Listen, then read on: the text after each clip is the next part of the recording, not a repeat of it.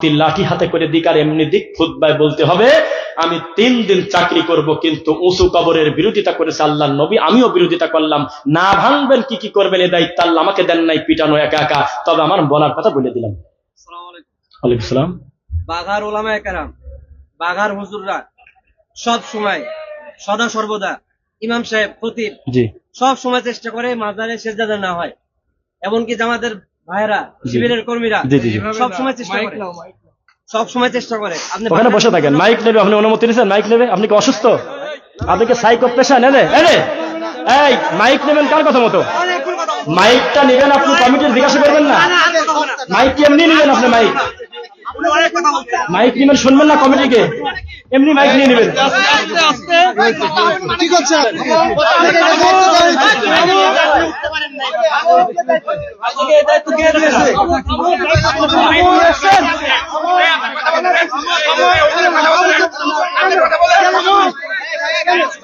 আপনি কেন করতে পারেন না? আপনি কে বলেছেন?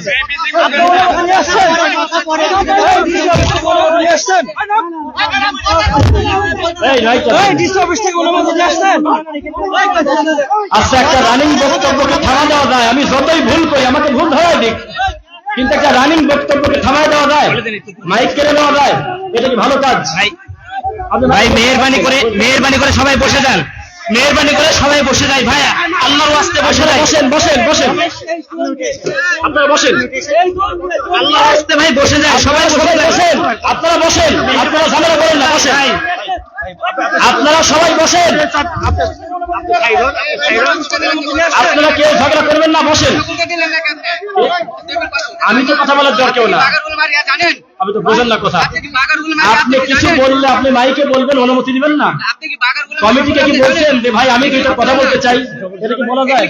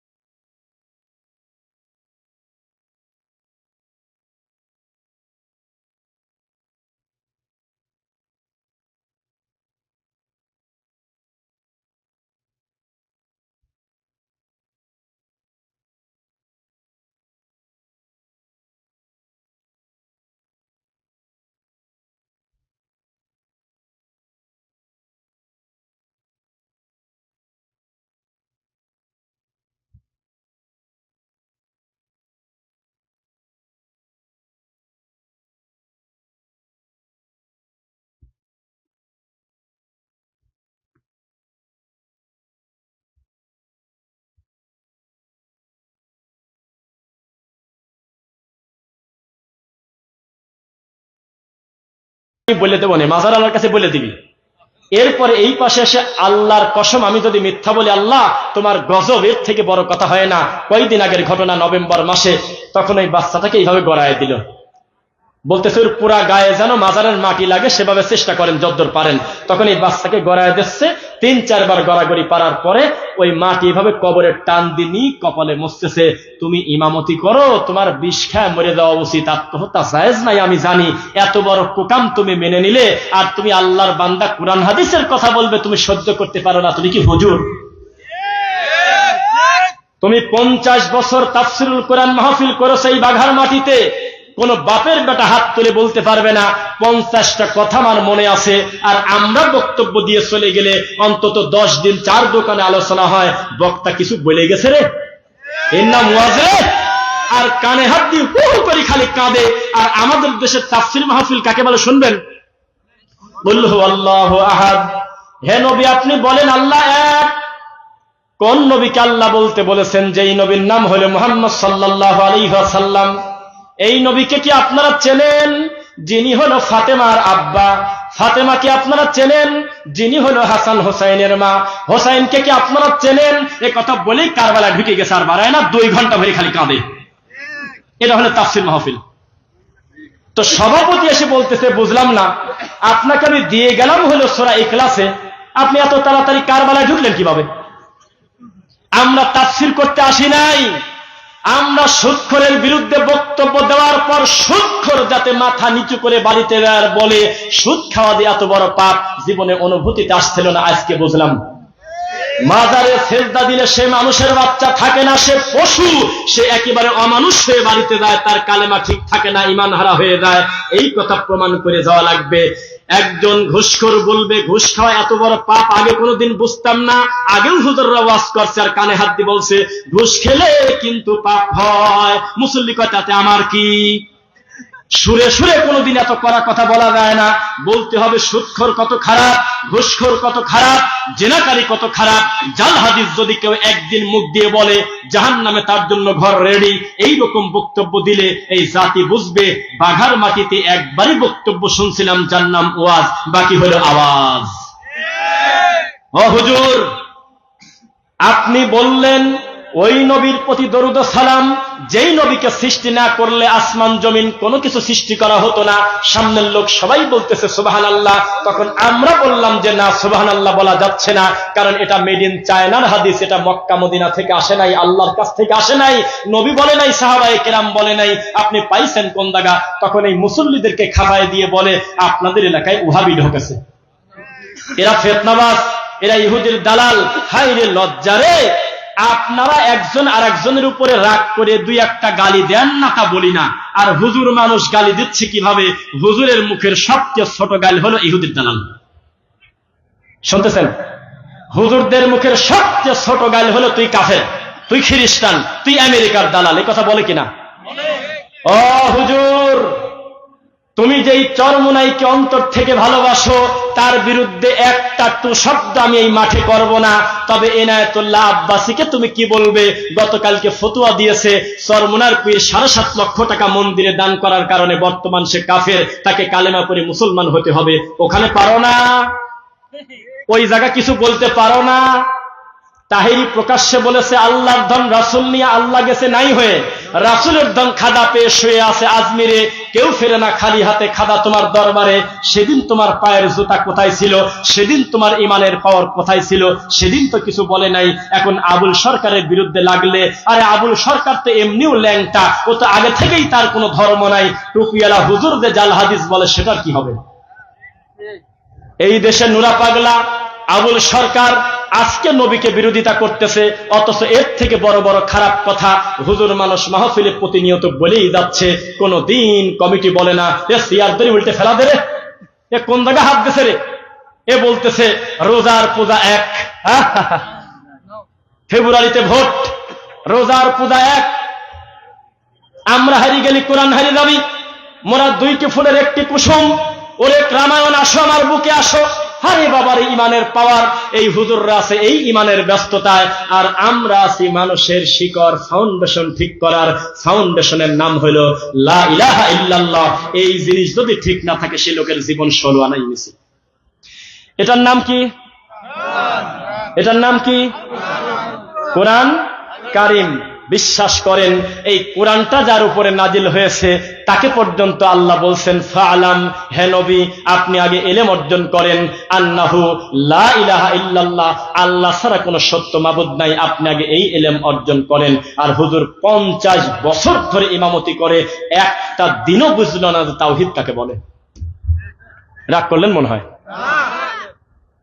ও মুসলমান, আমাদের এই সারা বাংলাদেশে বিরাট বড় বড় আল্লামা আছে, আছে কিনা?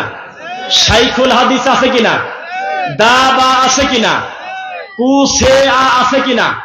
হাজার হাজার লকবধারী, প্রতি 10 মিনিট পর পর নতুন করে মুফতি ডেলিভারি হচ্ছে, আলেমের শহর, হাজার হাজার মসজিদ মার্বেল পাথর দিয়ে হচ্ছে। তবে আমার ভিতরে একটা ব্যথা, উইলিয়াম ক্যাম্বেল যখন 21 বছর ধরে বলল কেউ কি আসো, কোরআনে 21টা ভুল আছে, এটা কি কেউ সংশোধন করবে, চ্যালেঞ্জ গ্রহণ করবে, তখন আমাদের আল্লামা কোথায় ছিল? শ্রী শ্রী রবিশঙ্কর যখন বলল কোরআন মাজিদে 43টা ব্যাকরণগত ভুল আছে, তখন উপমহাদেশের একটা মুফতি কোনোদিন বলে নাই ওরে ঠাকুর দ্বারা আমি আসতেছি, মুখামুখি বসে সংশোধন করে দেব তোকে, কোরআনে এক জায়গায়ও ভুল নাই, তোর প্রশ্নেই ভুল। কেউ কথা বলে নাই, কারণ তখন হুজুররা ব্যস্ত ছিল মিলাদকে দ্বারা পড়বো না বসে পড়বো সেইটা নিয়ে। যখন ইহুদি খ্রিস্টান আমার নবীকে নিয়ে ব্যঙ্গ করে বই লেখে 1987, 2003, 2004, 1884, 97, 3, 21, 76, প্রায় 14 বছর ধারাবাহিক ভাবে আমার নবীর চরিত্র নিয়ে ব্যঙ্গ করে, আম্মাজান আয়েশাকে নিয়ে কটূক্তি করে। উপমহাদেশের একটা মৌলবী বলে নাই যে আমরা চ্যালেঞ্জ গ্রহণ করলাম, আমরা চ্যালেঞ্জ নিয়ে দাঁড়িয়ে যাব আল্লাহর কোরআন নিয়ে। তারা কেউ চ্যালেঞ্জ গ্রহণ করে নাই, বরং তারা বলেছে আমাদের আরো কিছুদিন সময় লাগবে, আমরা ব্যস্ত আছি, মিলাদকে দ্বারা পড়বো না বসে পড়বো, এখনো সিদ্ধান্ত নিতে পারিনি। এই ভণ্ড হুজুররা যখন তাবিজ নিয়ে ব্যস্ত, মিলাদ নিয়ে ব্যস্ত, কুলখানি নিয়ে ব্যস্ত, এদের সবচেয়ে দামি কিতাবের নাম যখন হয়েছিল বেহেশতি দেওয়ার মাকসুদুল মুমিনিন, তাজকিরাতুল আউলিয়া, কসাসুল আম্বিয়া, তখন একটা প্যান্ট শার্ট পরা, টাই পরা লোককে দিয়ে আল্লাহ সারা পৃথিবীর ইহুদি খ্রিস্টানের হাঁটু কাঁপায় দিয়েছে। ও মুসলমান, বছরে বছরে তোমাদের ল্যাংটা মা এসে কোটি কোটি টাকা নিয়ে নেচে যায়। এই 90% উপরে মুসলমান যেই দেশে কোনোদিন হুজুর ফতোয়া দিল না, ব্যানার নিয়ে নামলো না, আর রানিং পিস টিভি চলতেছে ইন্ডিয়া, আমার দেশের গৃহপালিত মুফতিরা ব্যানার নিয়ে রাস্তায় বের হয়ে বলল জাকির নাকের পিস টিভি বন্ধ চাই, বন্ধ চাই, বন্ধ চাই। আমি কি বানা বলতেছি নাকি ভাই?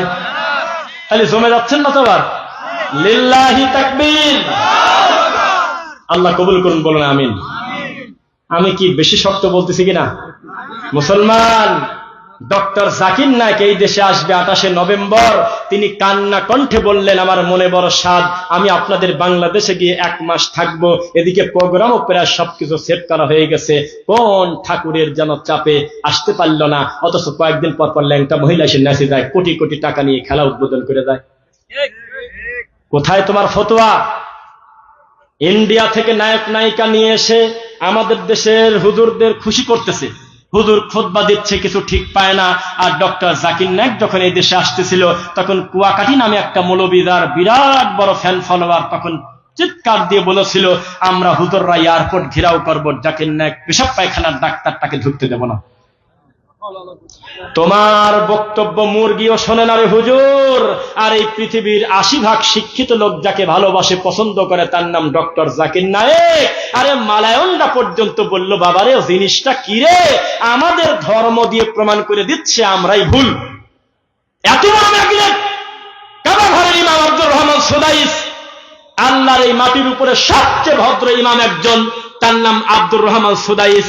তিনি একদিন বললেন আমিও তো বক্তব্য দিলাম, আরো কত লোক বক্তব্য দিল, বক্তব্য শুনলো, তবে নতুন করে কেউ মুসলমান হলো না। আর এই প্যান্ট শার্ট পরা লোকটাকে যখন তুলে দিলাম তখন পিছনে ঝগড়া লেগে গেছে, ও কয় আমি আগে কালেমা পড়বো, ও কয় আমি আগে কালেমা পড়বো। তোমার লজ্জা থাকা উচিত। যেই লোকটাকে ইহুদির দালাল বললা প্যান্ট শার্ট পরার কারণে, সেই লোকটা তার নিজের মাতৃভূমিতে পর্যন্ত টিকতে পারল না। পৃথিবীর 6টা ইহুদি রাষ্ট্রে ডক্টর জাকির নায়েকের ঢোকা পর্যন্ত নিষেধ, আর এই লোকটা আজ এখানে কাল ওখানে কত কষ্ট করে করে জায়গায় জায়গায় দৌড়ে বেড়ায়, খোলা মাঠে একটা প্রোগ্রাম করার অনুমতি পায় না। এত বড় মাজলুম আলেমকে তোমরা বলতেছো ইহুদির দালাল, যারা বলতেছে তাদের সংখ্যা কম না, এদেশের হাজার হাজার মুফতি মাওলানা। ও হুজুর, তুমি ফতোয়া দিয়ে পরের বর্ষাতে হিল্লা বিবাহ করে মসজিদের ভিতরে তুমি সহবাস করলে গত কয়দিন আগে, তোমার ফতোয়া চিনি না? তোমার কাছে ময়মনসিংহ থেকে চলে আসছে স্বামী স্ত্রী, আমার স্বামী এক বৈঠকে আমাকে 3 তালাক দিয়েছে, তিনি বুঝতে পারে নাই, কোনো উপায় কি আছে? তখন হুজুর বলল আছে, আর একজনের কাছে বউকে শোয়া রাখেন, খেয়াল রাখবেন বীর্য যাতে ভিতরে না পড়ে, তাহলে কিন্তু বাস্তা হয়ে যাবে। এরপরে ওই লোকটা বলবে তালাক তালাক তালাক, এরপরে আপনার বউ, আপনি নিয়ে চলে যান। তখন ওই লোক বলল বাইরে যত আলোচনা হবে তত আমাদের মান যাবে, আর কোনো পথ কি নাই? কয় আছে, আমার কাছেই দেন। তখন এই হুজুর আল্লাহর ঘরের মসজিদের সিঁড়ির পাটাতনের উপরে স্ত্রী সহবাস করেছে ওই পরের বর্ষাতে। এরপরে ওই লোকের কাছে কিছু টাকা নিয়ে বিয়ে পড়া ছেড়ে দিয়েছে। জাতীয় নিউজে আসলো, ওই মহিলা পরবর্তীতে ভিডিওতে আসছে। মিথ্যুক প্রমাণ করেন তো আমার কাছে? এই কুকাম আমরা করি না গো হুজুর। তুমি 200 টাকার জন্য মন্দির উদ্বোধন করেছো, সেই দিন তুমি খোলা মাঠে এসে বললে যে আমি মন্দির উদ্বোধন করছি। তুমি নতুন সিনেমা মুক্তি পাবে আগামী শুক্রবার রাজশাহীতে, তুমি মুনাজাত করে বলতেছো হে আরশের মালিক আল্লাহ, ছবিটা যাতে ভালো চলে তুমি সেই ব্যবস্থা করে দাও। এই তো তোমার মুনাজাতের পাওয়ার। আর তুমি যাদেরকে গালিগালাজ করো, আমাদেরকে সারা পৃথিবী লিখে দিয়ে বলো একটা ল্যাংটা মহিলার সামনে দাঁড়ায় মুনাজাত করতে হবে আগামী শুক্রবার, যাতে ছবিটা ভালো চলে, জীবন চলে যাবে, এই কুকাম করবো না। ও হুজুর, 2021 সালে আমরা দেখেছি এমন হুজুর, যেই হুজুর হলো মূর্তি উদ্বোধন করতেছে। কিভাবে দেখবেন? স্ট্যাচু, মূর্তি, ভাস্কর্য একই না আলাদা? হ্যাঁ, পানি আর ওয়াটার যেমন, মূর্তি আর স্ট্যাচু তেমন। তো এই মূর্তির মুখটা ঢাকা আছে, কি করা আছে? কথা বোঝেন না? কি করা আছে? আস্তে করে মাঝে মধ্যে ডানে বামে তাকাবেন। যার আপনার মতো দরদ নেই, মাঠে বসে নাই, তারা পর্যন্ত আমাদের বক্তব্য শুনতেছে, আমি জানি। আল্লাহ, তারাও আমার মুসলমান ভাই, তুমি তাদেরকে দিনের জন্য কবুল করো আল্লাহ।